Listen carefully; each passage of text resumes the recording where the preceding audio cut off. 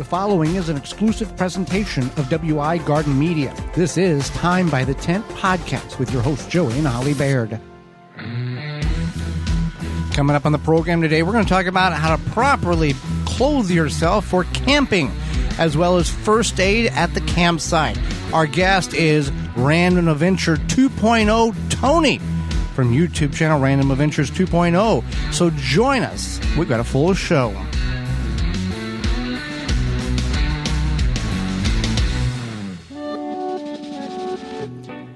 Welcome to Time by the Tent podcast. I'm your host, Joey Baird. Beside me is my wife, co-host, camping partner, best friend, Holly Baird. This program is for you about camping, outdoors, enjoying the outdoors, and everything in between. If you want to be part of the program, you can do that in two different, very simple mechanisms.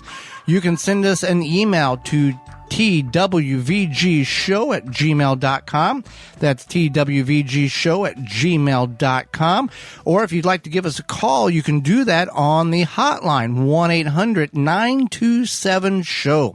1-800-927-SHOW.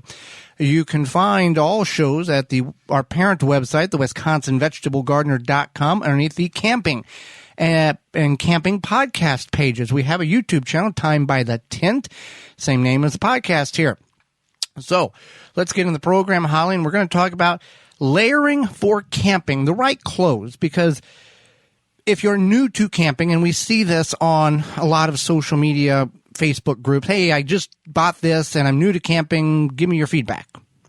Right, and it really just depends on the activity you're doing and then also the temperature. So there are layering guides like I'm going to be in 20-degree temperature, or I'm going to be in negative 20-degree temperature, etc. And then you can find those guides. But I did want to touch on a few things. One is that you want to go for a synthetic base layer or a merino wool. And this is important because it will wick the moisture away from your body and keep you warm. So you're looking like an underwear layer before you put on your intended... Like long underwear? Right. Yeah. And then you want a middle layer, or that would be the insulating layer of apparel. Right. Or sometimes, like, if you don't necessarily need an insulating layer, maybe you just need an outer layer.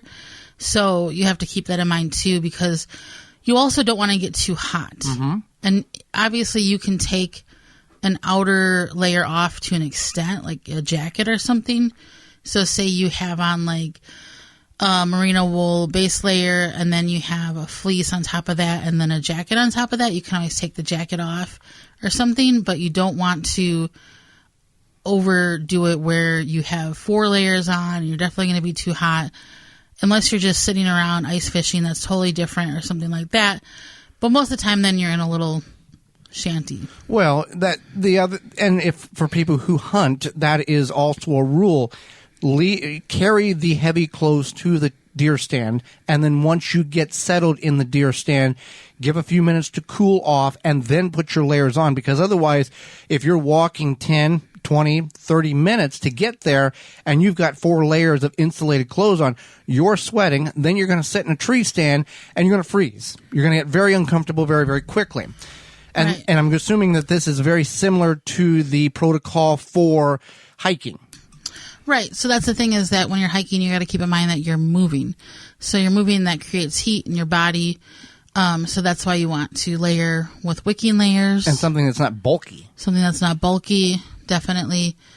Especially in a case where you're wearing pants. Some people do wear snow pants when they hike in the winter.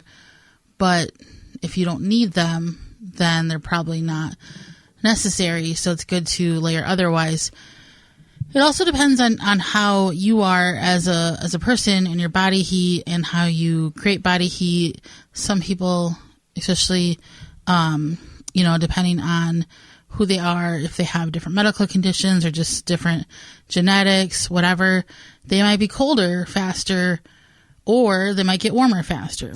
Well, and when we talk about camping and layering the proper clothing for camping, Obviously your mileage will vary. However, it can be 60, 65, 70 degrees in the daytime, but it can get down to mid-30s at night.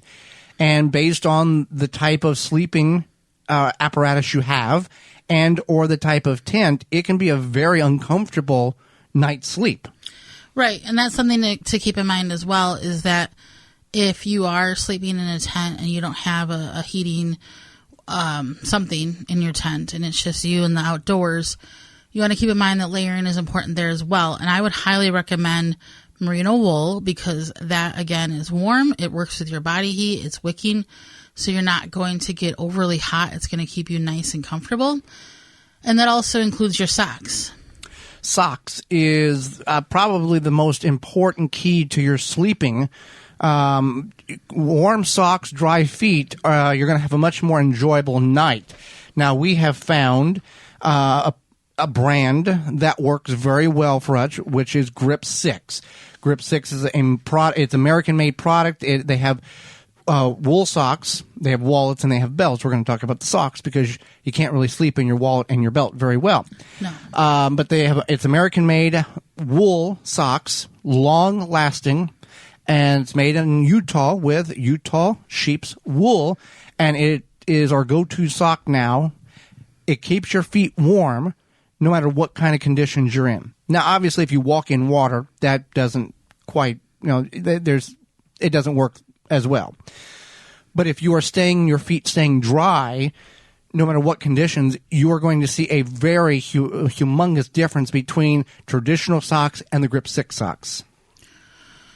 Right, absolutely. And that's something that you want to keep in mind. I know, like the last time you and I went camping, it was October, yep. And the first night I stupidly had on cotton socks, and I didn't sleep well. I also didn't sleep well because I was trying to deal with the sleeping bag, and it was fine, but it was just a little bit bulky, and I wasn't used to it yet. So it wasn't that it was cold. It was just a different, I guess, sleeping situation or unfamiliar.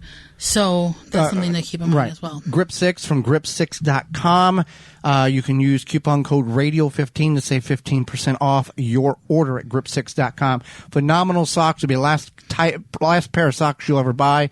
Long life socks. They're guaranteed for many, many years of heavy use. Right. So anyway, another thing is people think that cotton is best for all the things, and while cotton can be nice and light and natural in the correct situation for summer, for sure, just like linen, any natural fabric. But in this case, cotton, a lot of times, once it gets wet or moist, it doesn't wick it away from you, it just clings to your body.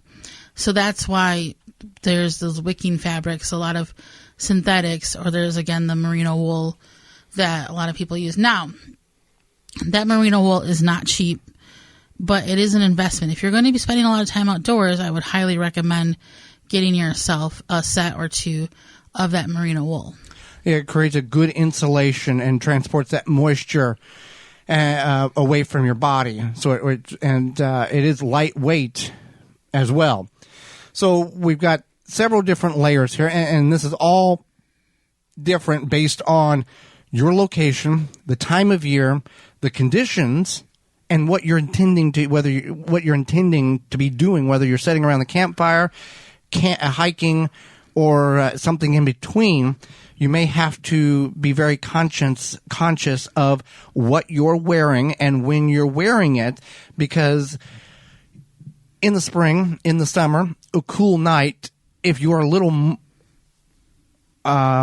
sweaty, it can be very uncomfortable, and based on this time of year, can be dangerous. Right, absolutely. Another thing to keep in mind is you can also carry layers with you in a backpack or something. Now, changing your bottom layer, your pants, might not be as easy, especially if you're in hiking boots, and it can be like a whole to-do. However, a lot of times, most people, if they have their core heated properly, that's what matters.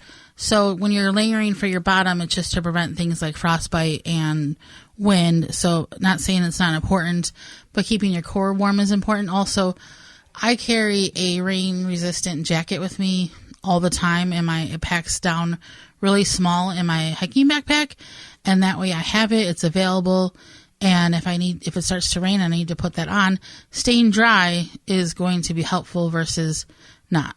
If you are wet, if your clothing is wet and it's cold outside, it is much better for you to strip down to virtually nothing to get that wet clothing off and to be exposed to the elements for 2 or 3 minutes to get the dry clothes on than to say, oh, it's going to be more dangerous for me to get off these clothes and be almost nude and then put the dry stuff on. It's your body, and it's much better to be nude, exposed for a few minutes, get that dry stuff on, because then you'll feel a tremendous difference that your body's able to reset itself essentially whenever it's got dry clothing. It's not fighting the temperature things. Right.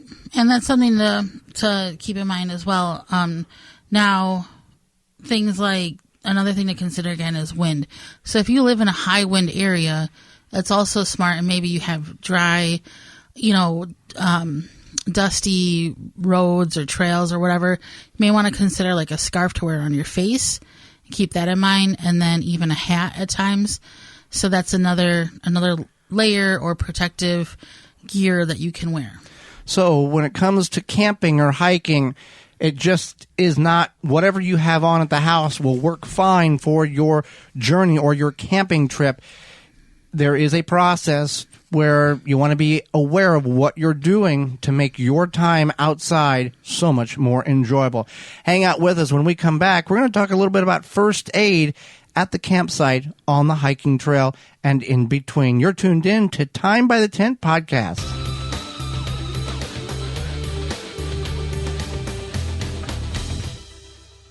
Farm and garden in the ultimate comfort. Farmer's Defense has lightweight and durable sleeves made to protect you against the elements while farming.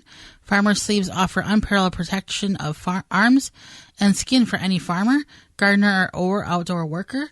Say goodbye to irritated skin and sunburns in the garden. Their sleeves offer cooling comfort and protection against elements and outdoors. An alternative to thick clothing, Farmer's Defense is made of wicky material with UBF protection factor of 50+ to protect you from allergens and scratches. You can find all of their great products at visit farmersdefense.com.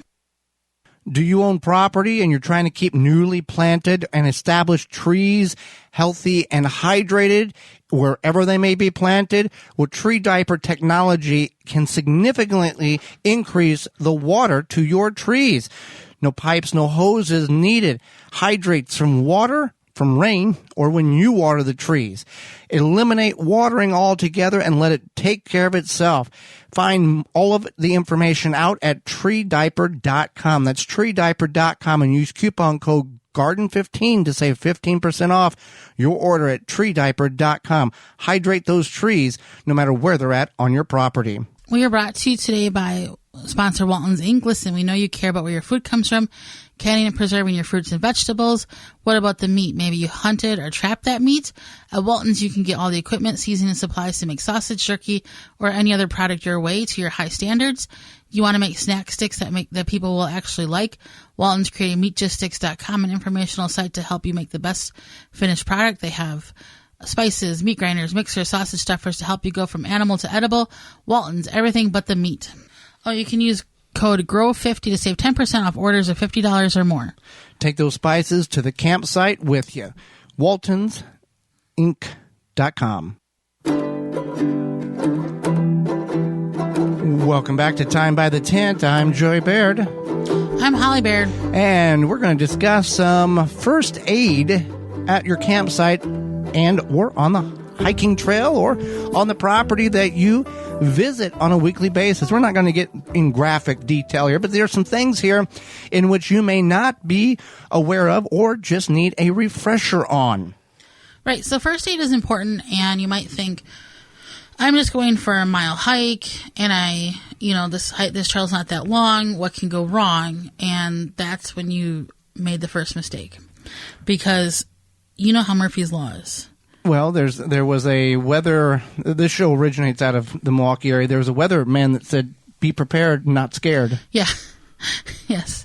So that's important, and you don't have to carry this huge plastic or metal or whatever first aid kit in your backpack, you can carry just a few items, and then you'll be a little bit prepared, and hopefully items that maybe you don't have to use, but at least they're there and will give you peace of mind, and you're ready, especially if you're hiking with children.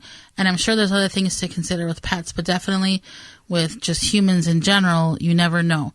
There could be anything from, I don't know, a stick that stuck out of the side of the trail and all of a sudden now you're scratched up and bleeding, to maybe you misjudged stepping over a root and you've fallen and you skinned your knees or something. You want to keep that in mind, that this can happen, and it's a lot more comfortable and you're able to finish the hike with more ease if you have the proper things with you.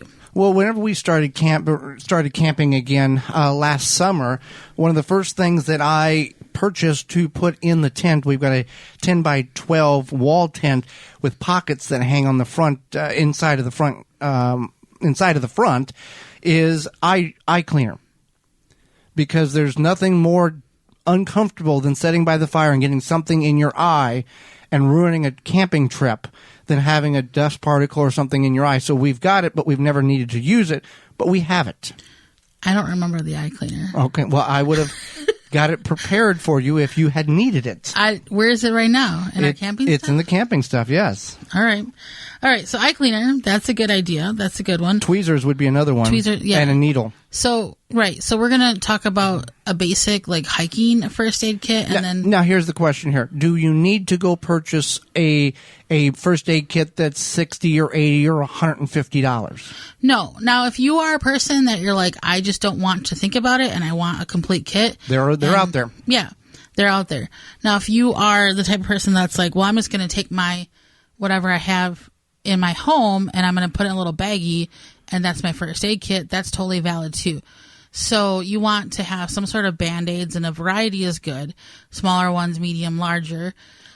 And then some sort of antibiotic ointment, which is also known as Neosporin, but you can buy the generic. It's all the same stuff. A lot of this stuff you can actually just get like a dollar store. And then something to sanitize. So whether it be like alcohol, prep pads, or I don't think they sell like hydrogen peroxide in little small vats. Yeah, or whatever. But those little alcohol prep pads are convenient. Eventually you might have to make sure that they're not dried out, because they will dry out eventually. But so just keep an eye on those. And then something like gauze to wrap something. Say you have a larger wound, you can use gauze to wrap it. And then also maybe an ace bandage, where if somebody were to fall and you had to create some sort of splint situation, you have that too. Right. And they do have travel size hydrogen peroxide. So they do have smaller bottles of that in which you could. But you might not want to carry the bottle. 8 fluid ounces. Right. Yeah, that's a pretty significant size if you're trying to go on light. Right. Because you already might have like a jacket or something in your pack, and then water, and then a snack, and then all of a sudden now you have this first aid kit. You might not want all of that. So that's why those alcohol prep pads are definitely convenient. All right. So then to add to that, if you're going to take a longer hike, you definitely want some sort of snack, and that's not necessarily first aid. It's just smart. And then matches are good to have just in case. An ace bandage, which I had mentioned in the initial kit, but maybe you don't need that. That's nice to have on. One of those ice packs that you just hit, you burst the little thing inside, turns into an ice pack, and then an emergency blanket. Well, they've got, you talk about matches. Matches get wet. There are different ways to waterproof matches. The United States the people who do the wood, Forestry Service, they have a way of weatherproofing matches. There's some ways of doing that. You can put it in a zip tie bag too. The flint rods, the fire starting, the magnesium things. Okay, that's fine, but it seems like unless the conditions are perfect and you have the right tinder, a match is going to be much, much easier. Right. Or just a Zippo lighter, $20. If you're not a smoker, I've always been told Zippos are the ones with the closing top on. Right. Is the way to go. Right. So then, as Joey had mentioned, tweezers and then a needle. A good tweezers. A good tweezers and the needle. Yeah, don't take like your old random bathroom I won't tweezers. need these. Yeah. And then something, again, an ace bandage or something if you need to create a splint. They do have Band-Aids now that you put like on each side of the cut, and then there's like metal or like plastic pieces where you pull, and it's like a zip tie. It will kind of close that wound back up. It. Yeah, tighten that wound back up. I don't know how effective that is. If things are that bad, I don't know if first aid is really what you need, where you should be looking for additional help. Sometimes you need to get to safety. Right. Yeah. So that's a good thing to have. And this is good, this first aid kit, whether you camp on a weekly basis or you hike on a weekly basis or you have a property in which you go and visit in your cabin or you have a tent set up that you go and visit on almost a semi-regular basis, to have that in all of those places is good. It's like a fire extinguisher. Have it and never need it. Right. And another thing. And these things do expire. Absolutely. And that's another thing to keep in mind is that things do dry out, they expire, etc. I don't 7 years old. I doubt that this is going to work, and I need it. It's good to keep in mind. If you put all this stuff in a little plastic bag, you put the date on there that you assembled all of this stuff or purchased it or whatever. Especially things like ointments, they're not necessarily going to hurt you if you use them past the date, but the effectiveness of it is possibly going to go downhill. Now, if you need things for your own personal health, whether that be some sort of medication or inhaler or for your children or your dog or whoever, you want to make sure you have that there too. I know even just when I travel myself, I take an extra day or two of medication with me just in case. Now, we did this many, many years on our gardening page for Earth Day. You take the caps of 2 Gatorade bottles and you cut the neck off of it, and then you glue them together, and you have your own little pill, your little transportable pill canister, and you can open it on both sides. It's kind of neat. You can do that with any type of bottles that have a little hard neck on them. Now, you can go to however far you want to take this. You can have that homemade first aid kit. You can purchase an already made first aid kit, an elaborate or simplified one. You may also choose to be certified through the through Red Cross with CPR or other medical certifications to just feel like you have covered all your bases. Right. And I would highly recommend taking a first aid class, especially if you are going to be applying first aid. It teaches you a lot of the steps. It teaches you what you would want to put into a first aid kit. There used to be trail first aid classes that you could take at stores like REI. I don't know if they offer those or not anymore. I took one many, many years ago. If you do, was that pre-internet?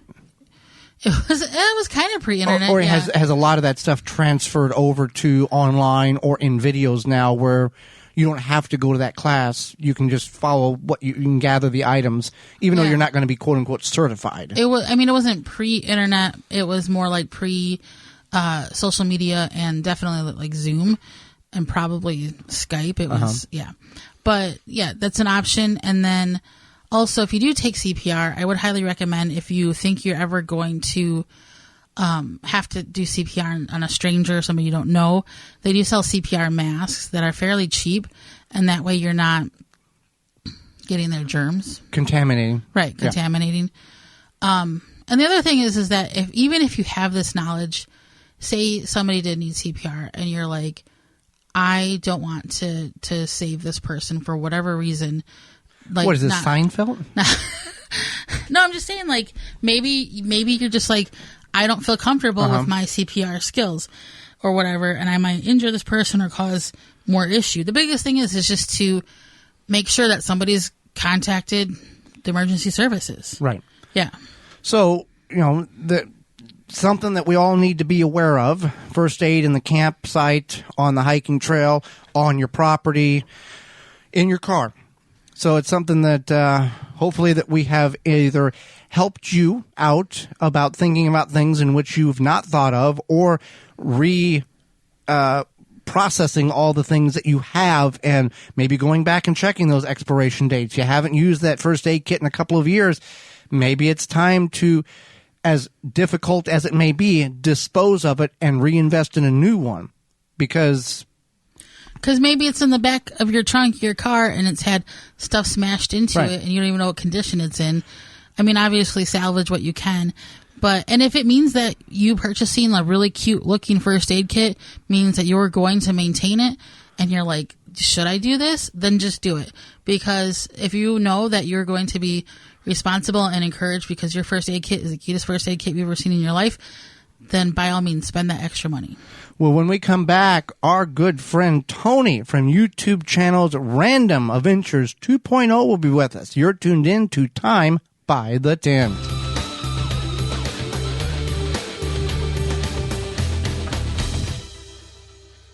Wind River Chimes creates a symphony in any space, chimes that are inspired by nature and designed to make the natural world even more inspiring. Music speaks to everyone, individually handcrafted in Virginia for over 35 years, and hand-tuned for exceptional precision and lasting beauty. Because in life, the winds of life are always changing and moving. But no matter where they carry you, Wind River Chimes will always be inspiring harmony. With a large selection and customization options, you will find the sound that soothes you. Visit windriverchimes.com to shop and find out more. If you're in the upper Midwest, go on over and head to Fleet Farm, where you'll find everything you need, from tires to tree stands, drills to dog food, and toys too. Tools and everything in between. They've got it all. You can save even more at Fleet Farm when you join their Fleet Farm Rewards loyalty program. You'll get exclusive offers, and it is free to sign up. Get everything you need at a low fleet price. Shop in-store or online at Fleet Farm at fleetfarm.com. Grip 6 produces American-made products with sleek designs and quality materials. Based and manufactured in Utah, they have high-quality and durable products to last a lifetime. They are built beyond tough. Their wool socks come from Rocky Mountain source materials, are soft and comfortable, keep your feet warm and dry, and come with a lifetime guarantee. Even for the most sensitive toes, these socks are made for everyone. High-quality wool socks make a huge difference for happy feet. They fit in with many of the things you do, from around the house to outdoors and more. We wear ours daily and have become our go-to socks. We're glad we made the switch. When you purchase from Grip 6, you're supporting long life cycle products and American-made manufacturing. You can find their belts, wallets, and socks at grip6.com. Use coupon code RADIO15 to save 15% off your order at grip6.com. Are you bugged by bugs? You need naturally green products. No More Bugs, environmentally friendly, made in the USA. No More Bugs is a cedar blend that repels and eliminates mosquitoes, ticks, fleas, roaches, ants, and more. No More Bugs. It's safe for you, your pets, you, and your plants. Visit nomorebugs.net for free shipping on orders over $50. Use coupon code FREESHIP, the number 4, for me. That's No More Bugs, to make your camping trip more enjoyable. Welcome back to Time by the Tent. I'm Joey Baird. I'm Holly Baird. And we are going to go to the hotline to bring in a very well-known YouTuber, Tony from Random Adventures 2.0. Holly, let's go to the hotline and bring him in. Tony is the host of YouTube channel Random Adventures 2.0. He's an outdoor enthusiast and part of the Stealth Camping Alliance and loves camping and the outdoors. Welcome to the program, Tony. Hey, absolutely. Thank you guys for having me. Well, thank you for taking time out of your very busy schedule, as it appears you have on YouTube, and entertaining and educating Holly, myself, and all of our listeners. We thank you for that. Oh, well, thank you guys for watching. I really appreciate this. Well, we appreciate, we love inviting you in every Thursday evening for your weekly show in our living room. We hope you don't mind the mess every now and then, but we like whenever you come over. Ah, nice. And I enjoy getting over. Absolutely. Well, you're a couple of years into your YouTube channel. What was the motivation, or where was the, hey, I should make a YouTube channel moment for you? Where did that come from? Well, my wife and I had visited Arizona and just fell in love with the area. And I was taking lots of pictures and videos. And then we kind of love hiking and stuff. And we were following somebody, Jay Wanders Out, came up on the TV that he was going to start the Arizona Trail several years back. And her and I talked about it and things and said, hey, we're going to follow him. So we followed him the whole 800 and some miles.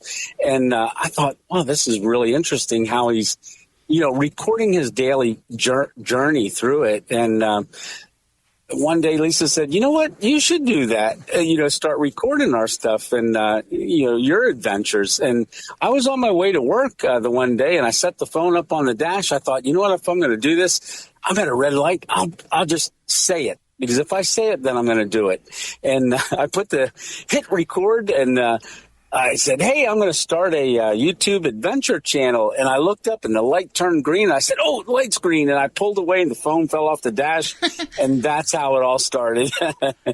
Well, yeah. Then 2 weeks later, I went out and made the very first video, Coffee in the Woods. Well, now tell us, if you don't have any videography history or studies or any education in that realm, do you? Because your videos are very professional mannered when viewing them. Well, thank you. No, I don't. I just have, I want to show people through my eyes. And the reason I transition so much with different angles, a lot of people think I've got a whole bunch of cameras. I use my phone for everything. Okay. So I just move the camera because I want to try to move it every so often to kind of, if you're not paying attention to what I'm saying, at least the change in scenery will make you, continue to be interested in watching longer videos. Well, with that, my next question would be, whenever you're doing that and you're having 4 or 5 angles in a public place, do you have problems with people? Like, what are you doing? Get away, don't film? Or is it kind of like, don't say anything and we're good? Yeah, I pretty much, I'm talking to you guys. It's like, do they want to approach a guy that's got a whole bunch of people following him? That's my mentality. When I'm filming, it's you guys are right there with me. And I'm very cautious of capturing people. I try to get areas and do things. I'm just not concerned with other people. So I just kind of do it. And every once in a while, someone says, hey, what are you doing? And I said, I'm just filming for my YouTube channel. They're like, oh, that is so awesome. That's what I thought you were doing. And then that strikes up a conversation. And Lord willing, maybe I'll get another subscriber, right? Well, sooner or later, you'll be like Steve Wallace. You won't be able to go anywhere and do anything without being bombarded. Well, one can only hope, right? Right. Yeah. So you are about to embark on a road trip out west. Why did you want to go on this trip? And is it just for the fun of it, the journey? What's the reasoning there? Well, I hadn't really thought about it early on because, the March 24th will mark the 1-year anniversary of my stroke. I had a major stroke just 1 year ago. And that I hit 500 subscribers that morning. And then that evening, I'm, in a hospital bed, and I picked up the phone and I said, hey, hit 500 subscribers and had a stroke, literally. And I said, come along with me on this journey of recovery. So I have a whole playlist just for stroke. And 50 days after the stroke, 49 days, I put the backpack on and had my daughter drop me off at a Walmart parking lot. I thought, you know what, I'm going to see how this goes. And I went into the woods, and it was tough, but I wanted to prove to myself that it's still possible, and I set the hammock up, cooked, and next morning, I woke up and ate breakfast and hiked out. And hiking out was only about maybe 20 yards, but it was something. And then just through doing more and more, I've been beyond blessed because I started that Mail Monday 23 weeks ago. My first piece of mail came in, and because people said, you should put a post office box, and I did, and just gear started coming in, and the thought of I might get out of the state a little bit more to use the gear, and then you know what, I'm just going to take it across America. And that's kind of where it's journeyed from there. And I did a shakedown hike. So I think we're up to number 10, but I've now completely set up. So tomorrow morning we leave. So the car's totally set up, ready to go. And I'm just going to plan on camping across America. Well, you spoke about your stroke a year ago. First, you've shared a lot of information on your YouTube channel in regards to that journey. One, yes. Did you know what was happening when it was happening? And what was that? Was there a fear that this might not end well for you? Yes. So I didn't quite know what it was, but for probably a couple weeks, I was seeing a lot of stars in my eyes, like floaters. Right. And I was like, something's going on. And then I was getting a little overwhelmed at different times. And I don't usually get like that. So that was kind of odd for me about a day or two before. And then I did the camping under the bridge, 27 hours. The one challenge, 27 hours. That was in February. Or no, I'm sorry, the March challenge, the bridge challenge, 27 hours prior to my stroke. So I had gone home that morning and edited quick and then put it up posted it, and then went to work later that night. And I worked at nights. So at work, that was the day I hit 500 subscribers. And then at work, I was having trouble writing a checklist for a piece of equipment. I was doing some training and stuff on forklifts and stuff, and I was having trouble writing, and I've got really good handwriting, but I couldn't form my letters correctly. And then I started veering to the right when I walked, and then I started pausing with all of my words. And then someone said, "Hey, are you pausing on purpose?" And I said, "No, I'm trying to articulate the words." And they said, "Oh, you need to go to the hospital." So I called my wife, Miss 2.0, and she said, "Are you talking like that on purpose?" And I was like, "No." She goes, "Well, you need to call 911 immediately." So I called my supervisor, and they came back and got an ambulance, and then I took a ride, and it progressed from there. So en route, my face started to droop, and I really started slurring my words, and yeah. Well, that's where it all started. And I've said this to people that just a moment this way or that way can change the outlook of your life, whether you wait a second to hold the door open and you didn't get to that stop sign before somebody ran it, or for your instance, you were around people who knew what was going on. You wasn't under that bridge, which may have ended fatal because you didn't have anybody to help you. Right. Yeah. Everything happens for a reason. And since the stroke, I mean, I look at, just in preparation for this trip, and I actually, I know the Lord didn't cause it, but he allowed it because he's got a purpose for it. He does. Yeah. And I trust in that purpose. There's been a call on my life for a lot of years that I haven't actually walked in for a little while. And that's to do the work of an evangelist and just be an encourager to others.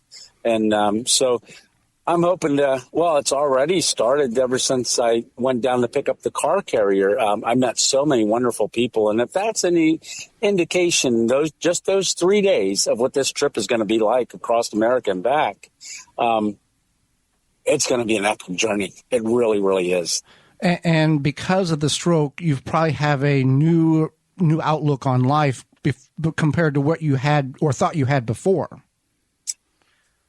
Yeah, I mean, I could have been dead. Yeah. I literally could have been. And I wouldn't say it's a whole new outlook, but it's more of a grounded, centered, okay, there's a purpose in this. Now, what is that purpose? Let me walk in it. Right. Yeah, definitely. Yeah.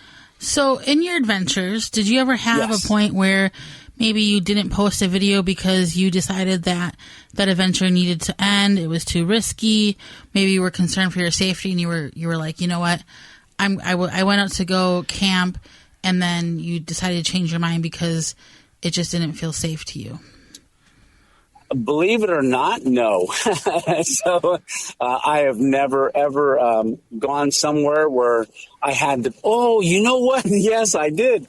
Oh, now that you mention it, now that it comes to mind, there was one time I just didn't feel right. I was going to go near a McDonald's, and then that just didn't seem right. And I had an uneasy feeling about the whole area.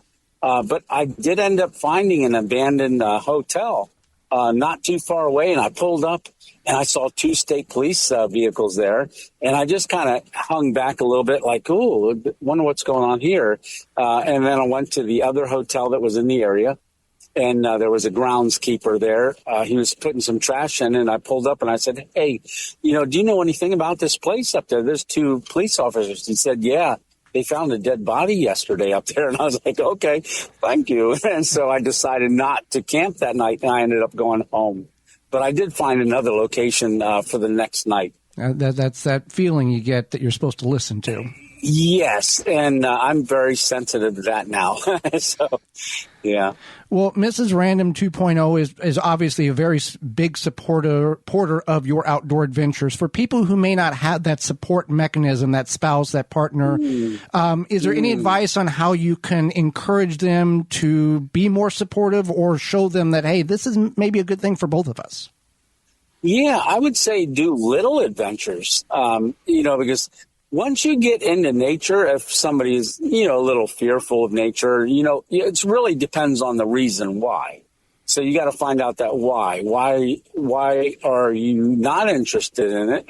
And then kind of come at that why. Is it because we're fearful of it? Or, that's one of the reasons I did start the channel, is because there's so many people that are just, there's anxiety in America today. Right. For just really, it's kind of overwhelming for a lot of people. But just to go from the couch to the car, that's something they only see every day. Well, my thing is like, just do something random. Just take a different route. And if it's getting into nature and you want to, or you'd like to, but you're just afraid of it, well, then just drive to a trailhead, look at the sign, and then drive home. That is a huge accomplishment. And maybe that's doing that together, and then plan a little trip, maybe a small hike. Just don't take your spouse on a 20-mile journey the first time. They'll never want to go. So start very, very small. Right. But at least Lisa is, Miss 2.0 is extremely supportive, and we do a lot of things together. We did rock climbing and stuff before the stroke. I was her belayer, and then she loves to indoor climb and stuff, and we were going to be venturing outside, but then I had the stroke. And until I get some good grip on this right side yet, she's a little hesitant to have me let her go 3 stories tall and not be able to get her down safely. Yeah. Now, she, from what it appears, she's not a big put me on camera type of person, but do you ever intend to bring her out camping with you, even if she maybe is behind the scenes, just to spend an evening or a couple of days out in the woods together? Yeah. I mean, those are all in the plans. And we, right before the stroke, we were hiking overlooks. Okay. She loves to hike, so we've been to quite a few overlooks. And there's a playlist of just overlooks that she's been on as well. In fact, we spent our anniversary, I think it was our 34th wedding anniversary, on the top of an overlook that we hiked to and back down. Yeah. So when you look for places to, hammock camp, stealth camp, etc., do people ever, write into you and say, hey, this would be a good place, and you consider it, but then you're kind of suspect of the location? Why are they telling you this? Why are they telling you that? Does that ever happen for you? It really hasn't. Most people haven't suggested things, and if they do, I just go, oh, nice, yeah, I'll have to check that out.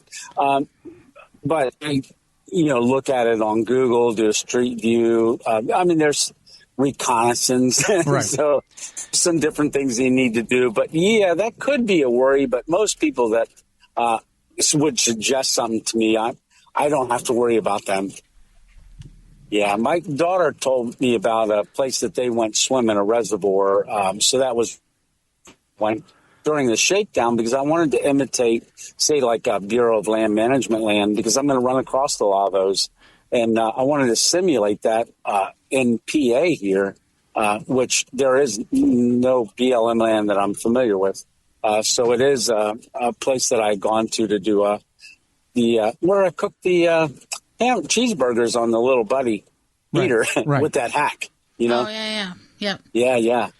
So with your trip out west, is there something that, first of all, you're looking forward to the most, you're just really jazzed about, and then second of all, something that in your preparation you're just like, okay, I can prepare for this, but I'm not really sure about it, kind of like good and bad? Yeah, I was trying to plan the trip, like I'm going to be here, then I'm going to go over here. And I was getting very overwhelmed with that process just because I can't plan. It's random. Right. It's random adventures, and so I threw the whole planning process out the window, but with leave no trace, it wasn't literal. I didn't throw it out the window, but I basically said, you know what, it's got to be random. And that's pretty much how it's going to be, I believe. If I feel like, hey, I should stop here, I should, when I get in an area, I'm always going to stop at like a visitor center for the state and kind of grab a brochure and see what some things are in the area and then try to plan that. Right. And you maybe experience this like we have.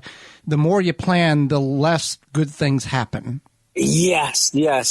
And, when you do plan things, then you're usually under pressure to try to make it happen. And I don't want any of that to interfere with the trip.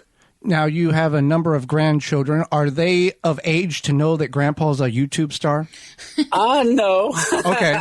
So, yeah, they're from, our oldest is, Hunter is 7, going to be 8, and he's the oldest. And the youngest are like 7, 8 months old. 2 of them are that old, but we have 6 grandchildren.